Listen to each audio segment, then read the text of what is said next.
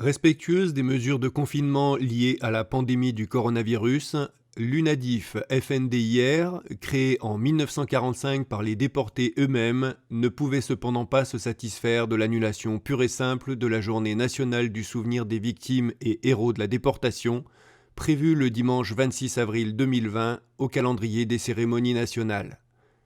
C'est pourquoi elle veut faire entendre sa voix et avec elle celle des déportés, internés, résistants et familles qu'elle fédère en son sein à l'occasion du 75e anniversaire de la libération de la France et de la libération des camps de concentration et d'extermination.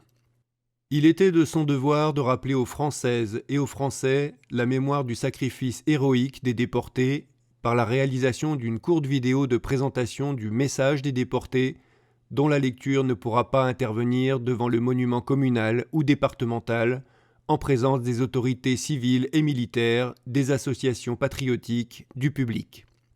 Le message des déportés repose sur la volonté de rendre pérenne la mémoire des victimes et héros de la déportation et de l'inscrire au patrimoine de l'humanité d'une part, et la nécessaire vigilance à ne jamais relâcher à l'égard des idéologies, des comportements, des discours d'incitation à la haine, à la violence, à l'intolérance. Il s'agit donc bien d'un message de paix, de respect de la dignité, de tolérance, dans un monde incertain dont la fragilité peut se révéler subitement du jour au lendemain.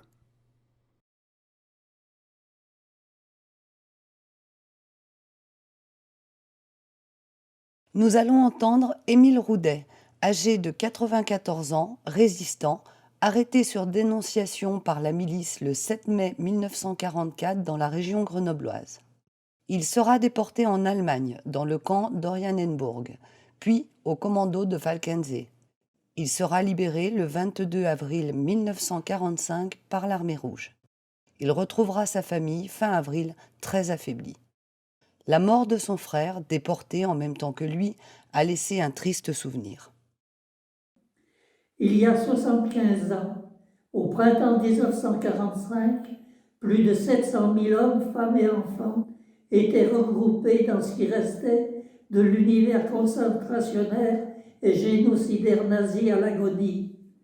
La moitié d'entre eux devaient encore périr, notamment dans les marges de la mort, avant que les armées alliées, dans leur progression, n'ouvrent enfin les portes des camps sur une insoutenable vision d'horreur. Les survivants de ce drame du genre humain, par leur esprit de résistance, leur volonté et leur profond attachement à préserver leur dignité, ont surmonté des conditions inhumaines malgré la présence et la menace permanente de la mort.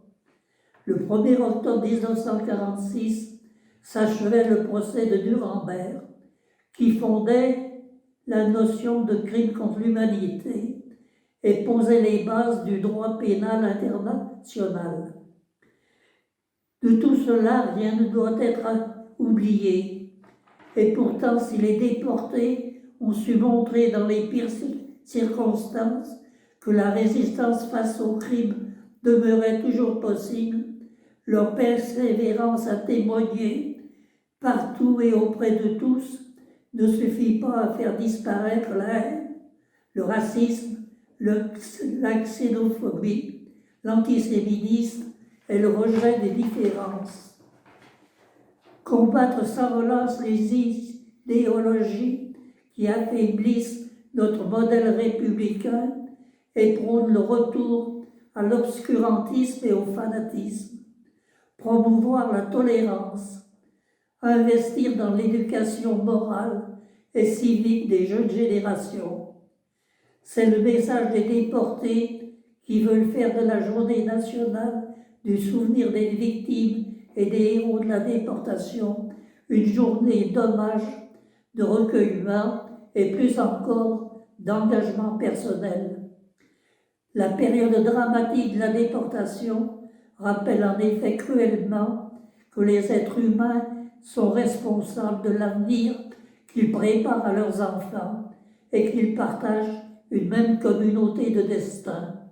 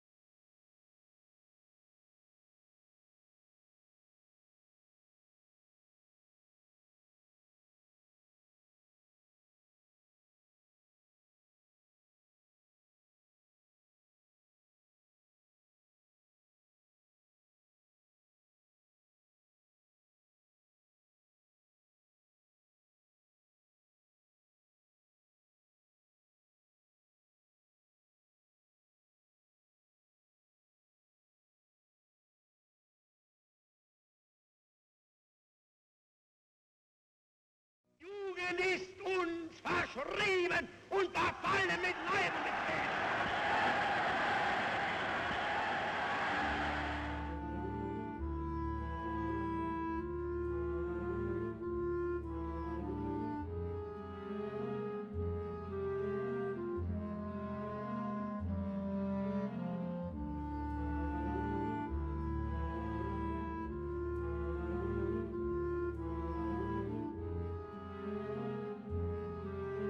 Le 1er septembre 1939, les forces de l'Allemagne nazie envahissent la Pologne. C'est le début de la guerre en Europe.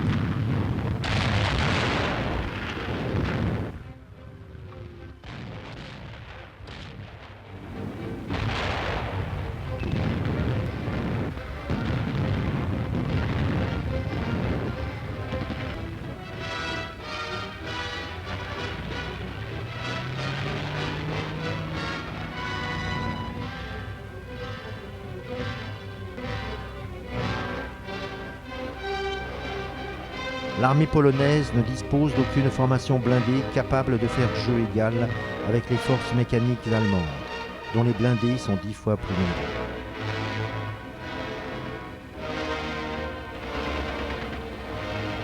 Il faut juste 35 jours à l'armée allemande et à l'armée soviétique pour triompher. À la défaite polonaise succédera une longue et cruelle occupation par les Allemands. La campagne militaire allemande en Pologne, d'une brutalité exceptionnelle, préfigure la sauvagerie de la Seconde Guerre mondiale. Les nazis considèrent les Polonais comme des inférieurs. Dès la défaite militaire du pays, en septembre 1939, ils lancent une campagne de terreur. Comme ils le feront dans tous les pays occupés, le but des nazis est de détruire la culture polonaise en éliminant les opposants politiques, religieux et intellectuels.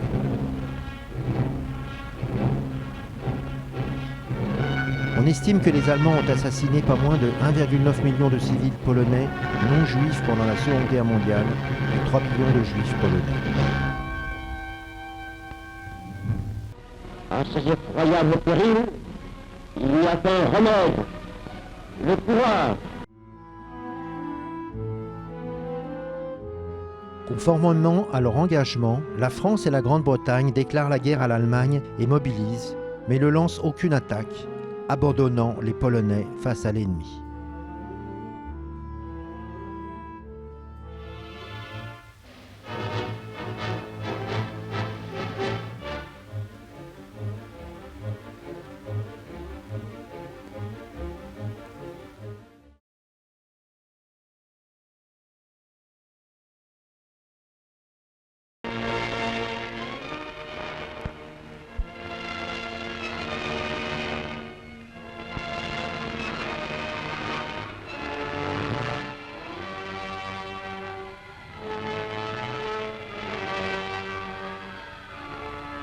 La fin de l'après-midi. Bientôt, le crépuscule, le soir vont venir. Le soir, aube des reconnaissances et des patrouilles. Loin, très loin souvent, en avant des avant-postes, patrouilleurs et guetteurs, à découvert, vont prendre position.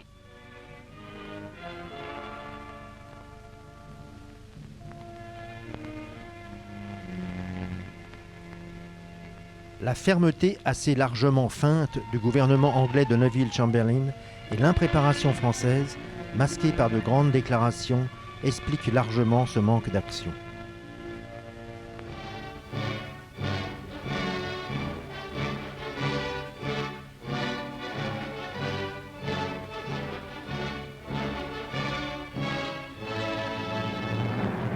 Le 5 octobre 1939, dans Varsovie occupée et partiellement en ruine, c'est la fureur parade de la Wehrmacht devant Adolf Hitler et ses généraux.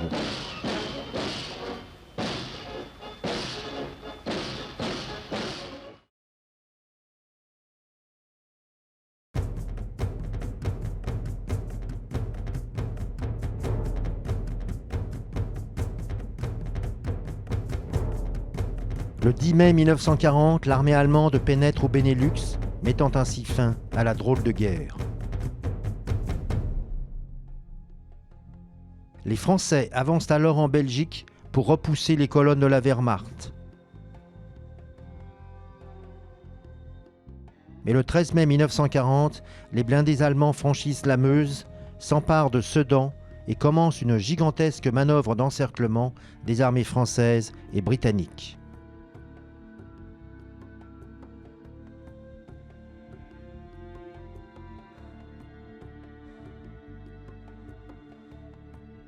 Comme en Pologne, l'aviation allemande, la Luftwaffe, est maître du ciel et bombarde les villes de Rotterdam et du nord de la France.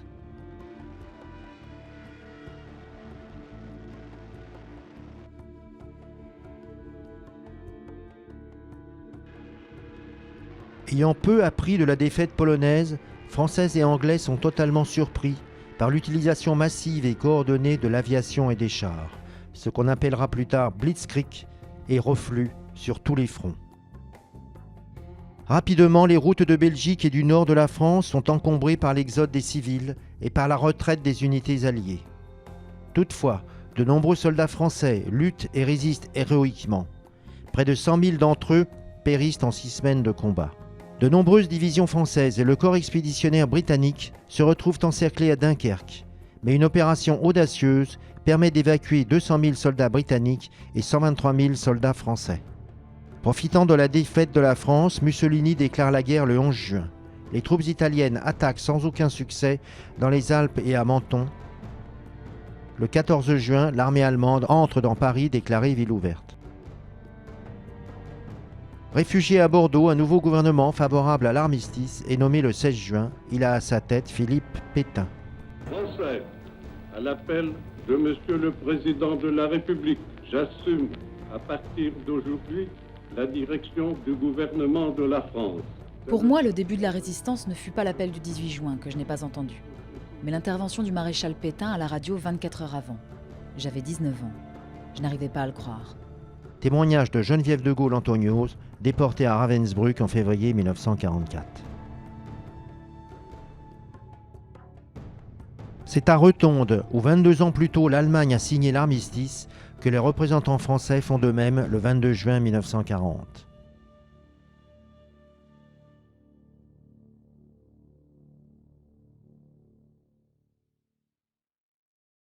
« 1 600 000 soldats français prisonniers prennent le chemin des stalags, 20 000 officiers sont enfermés dans les Oflag. » La France est divisée en plusieurs zones. La zone dite libre, placée sous l'autorité du gouvernement de Vichy, est séparée de la zone occupée par une ligne de démarcation gardée par les Allemands. Dans la zone d'occupation allemande se trouve au nord une zone rattachée au commandement militaire de Bruxelles, puis une vaste zone interdite et la zone occupée proprement dite. À l'est, l'Alsace et la Moselle sont annexées par l'Allemagne. Une partie de la population a été expulsée, la majorité restante devient allemande. Les jeunes mosellans et alsaciens sont alors incorporés de force dans l'armée allemande. En novembre 1942, suite au débarquement allié en Afrique du Nord, l'armée allemande envahit la zone libre.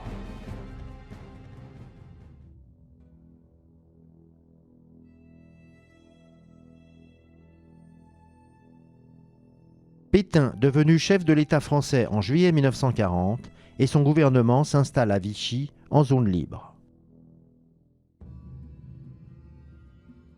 Le 24 octobre 1940, Pétain rencontre Hitler à Montoire en zone occupée. Dès lors, Pétain engage la France dans une collaboration de plus en plus étroite avec l'Allemagne nazie.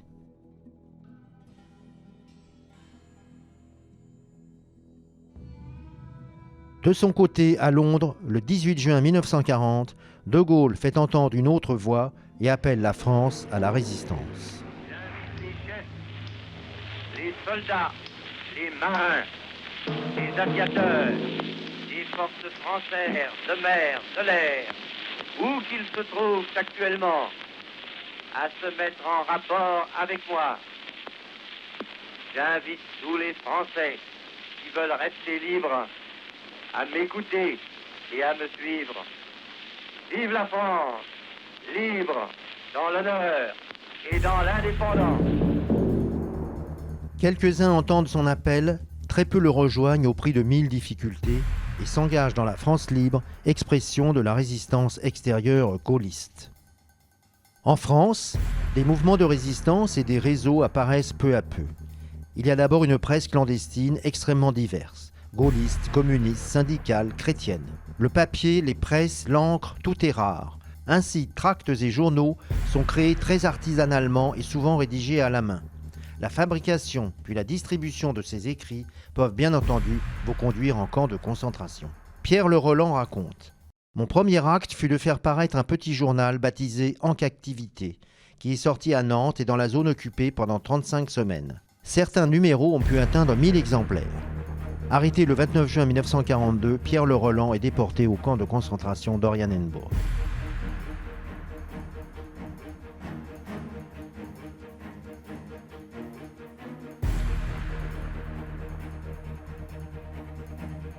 La résistance prend rapidement diverses formes: graffiti, fabrication de faux papiers, filière d'évasion, espionnage et renseignement, sabotage et enfin attaque armée contre l'occupant.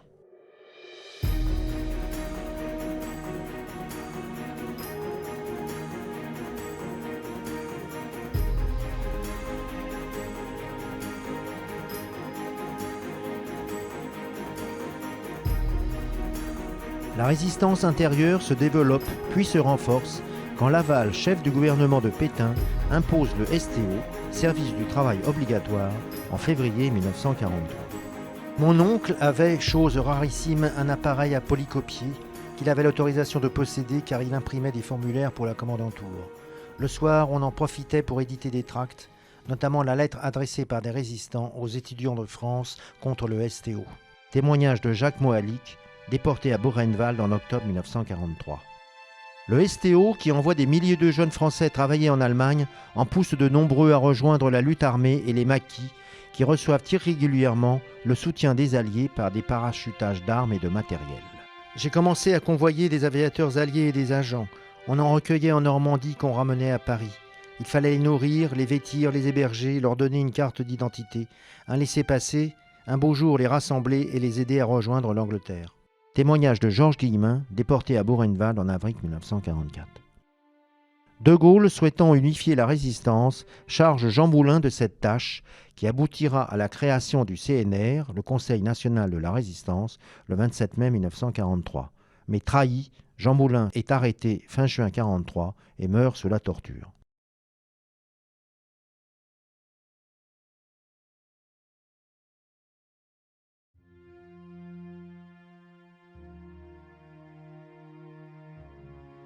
L'occupant nazi met en œuvre des moyens considérables contre les résistants. L'armée allemande et la Gestapo mènent impitoyablement cette tâche, souvent épaulée par la police et la gendarmerie du régime de Vichy. La répression touche également l'Alsace et la Moselle annexées.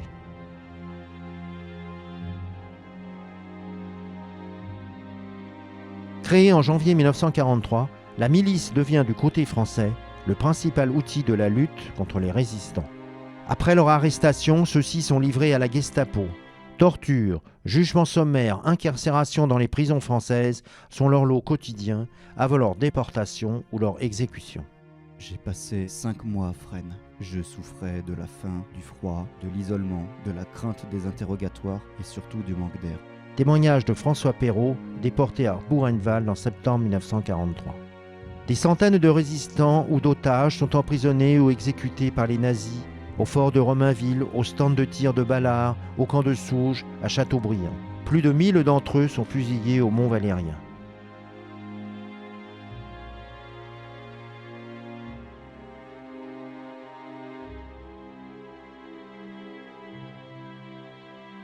Après le débarquement en Normandie de juin 1944, des centaines de civils et de maquisards seront assassinés ou déportés par les Allemands en retraite. Ces victimes des nazis s'ajoutent aux otages, mais surtout résistants fusillés ou déportés vers les camps de concentration depuis 1940, en plus des 75 000 juifs et tziganes envoyés dans les camps de la mort.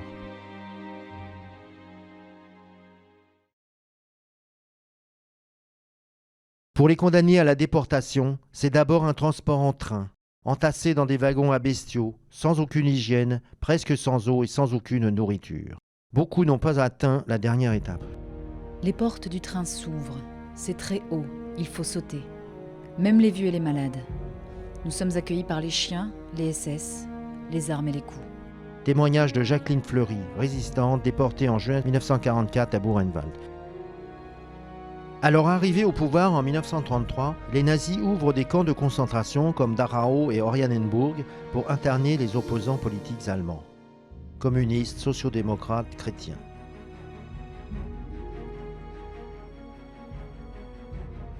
Dès le début de la guerre, ils regroupent des opposants venus de toute l'Europe occupée. Puis de nouveaux camps ouvrent.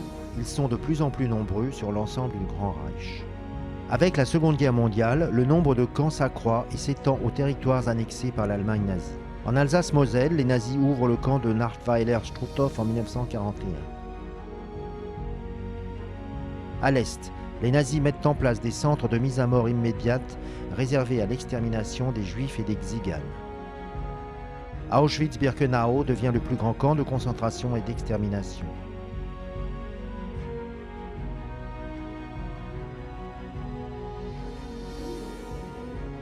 Chaque camp dispose d'une multitude de camps de travail appelés commandos, dont on estime le nombre à près de 660 en 1945.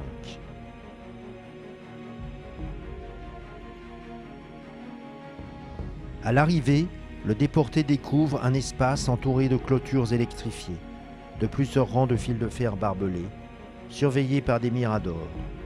Car les camps de concentration sont aussi de véritables centres industriels exploitant ces milliers de déportés esclaves au profit de la machine de guerre nazie.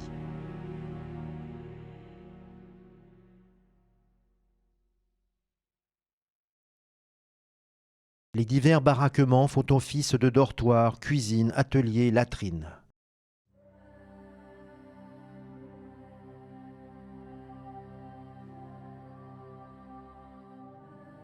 Il y a la terrible place d'Appel où les déportés passent des heures debout par tous les temps.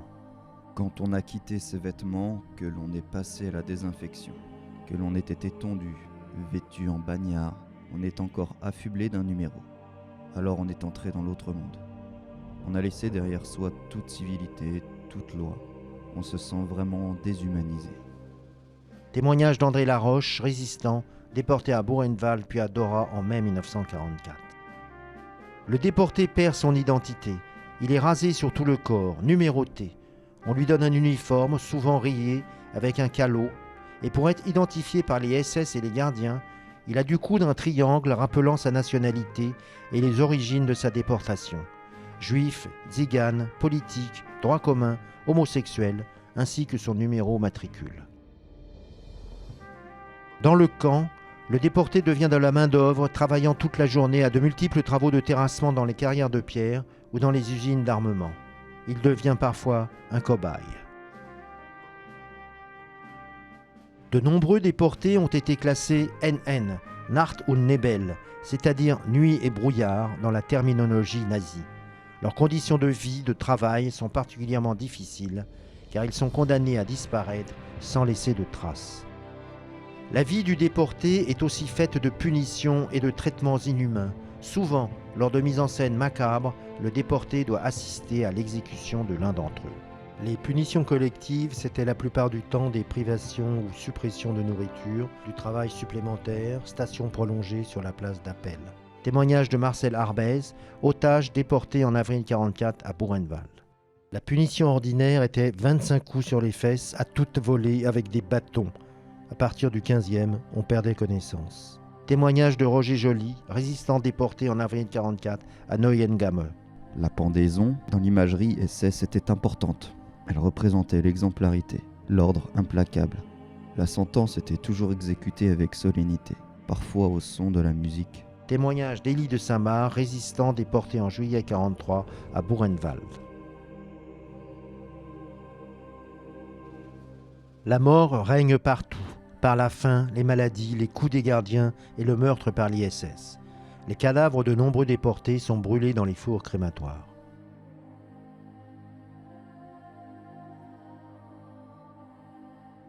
À l'est, devant l'avancée des soviétiques, les nazis évacuent les déportés vers l'ouest de l'Allemagne au cours de marches de la mort. Pendant ces marches, les victimes furent très nombreuses du fait de la faim, du froid et de l'épuisement. Les plus faibles sont abattus par les gardiens. André Laroche décrit ces marches de la mort. « Une fois, je me retourne tout en continuant de marcher. Je vois un SS achever l'un d'entre nous. Ceux qui se trouvaient en queue de colonne étaient abattus. C'était épouvantable et on entendait les coups de feu. On ne se retournait plus. »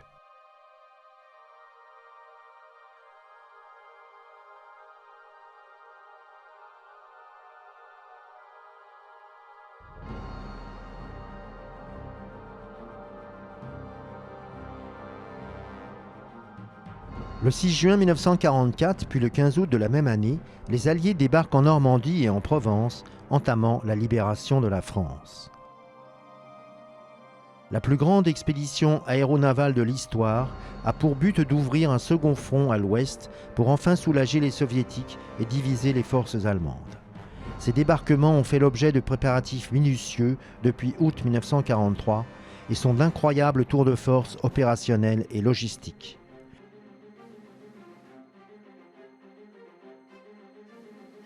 La photographie aérienne et les renseignements fournis par la résistance ont permis de localiser avec précision les défenses de l'ennemi et d'effectuer 9000 attaques aériennes en avril et mai.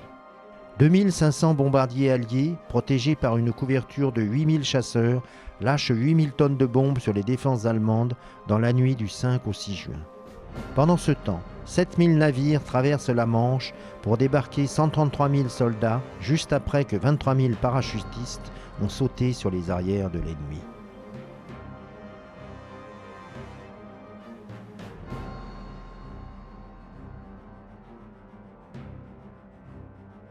Les résistants français participent amplement à cette libération en harcelant les troupes allemandes par les nombreux sabotages des itinéraires, routes, voies ferrées et liaisons téléphoniques.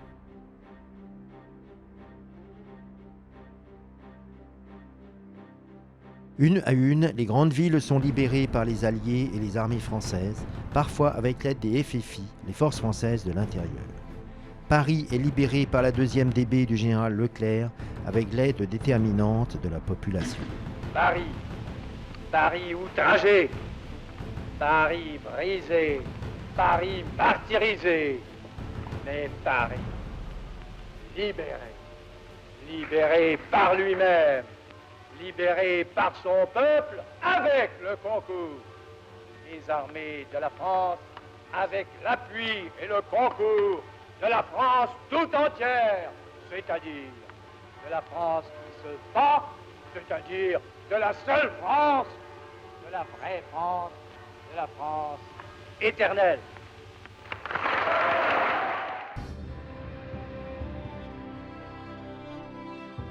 Puis c'est Marseille, puis Lyon et Dijon, libérés par la première armée française de De Lattre et les Américains.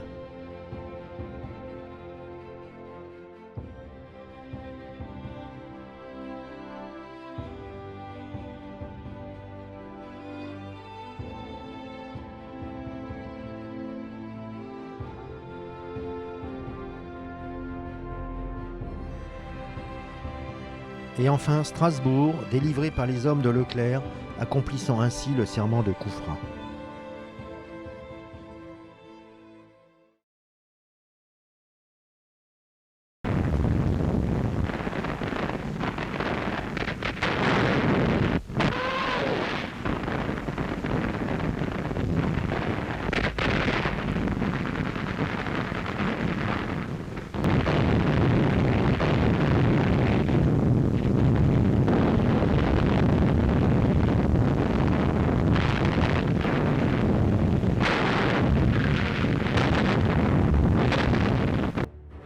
Du 16 avril au 2 mai 1945, les forces des maréchaux Youkov et Konev attaquent Berlin.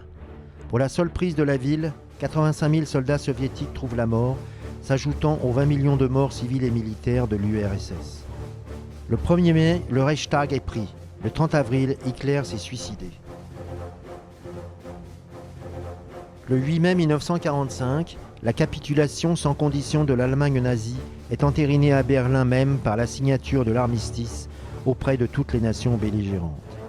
Keitel, von Friedeburg et Stumpf signent pour le haut commandement allemand. Le maréchal Youkov au nom du haut commandement suprême de l'armée rouge, l'air chief Marshal Teder au nom du commandement en chef de la force expéditionnaire alliée, À la signature étaient également présents comme témoins le général Delattre de Tassigny, commandant la première armée française, et le général Karl Spaatz, commandant des forces stratégiques aériennes des États-Unis. C'est la fin de la guerre en Europe.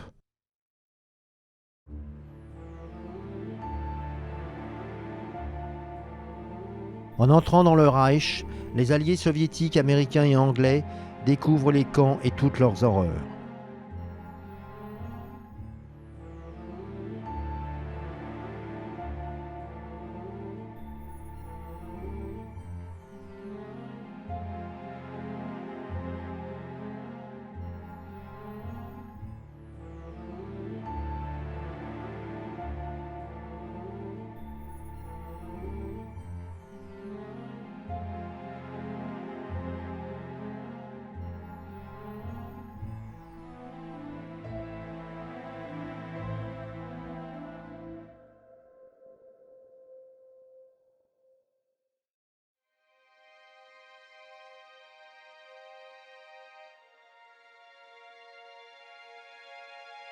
Les soviétiques sont en janvier 1945 à Auschwitz-Birkenau. En avril 1945, les Anglais libèrent Bergen-Belsen et en mai 1945, les Américains arrivent à Mauthausen.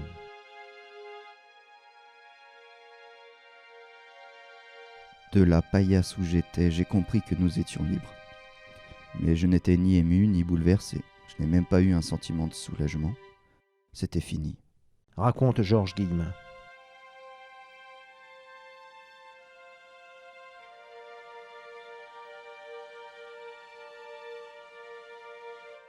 Avec la libération des camps, les déportés vivent dans l'espoir d'un retour rapide.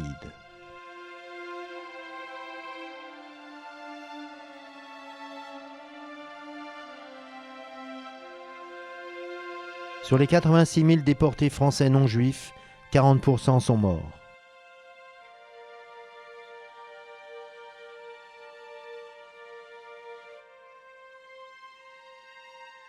L'après-guerre voit la naissance de nombreuses associations d'anciens déportés, espaces de solidarité, d'entraide sociale, médicale et familiale, mais aussi du souvenir. Aujourd'hui encore, ces associations continuent un travail de mémoire auprès des nouvelles générations.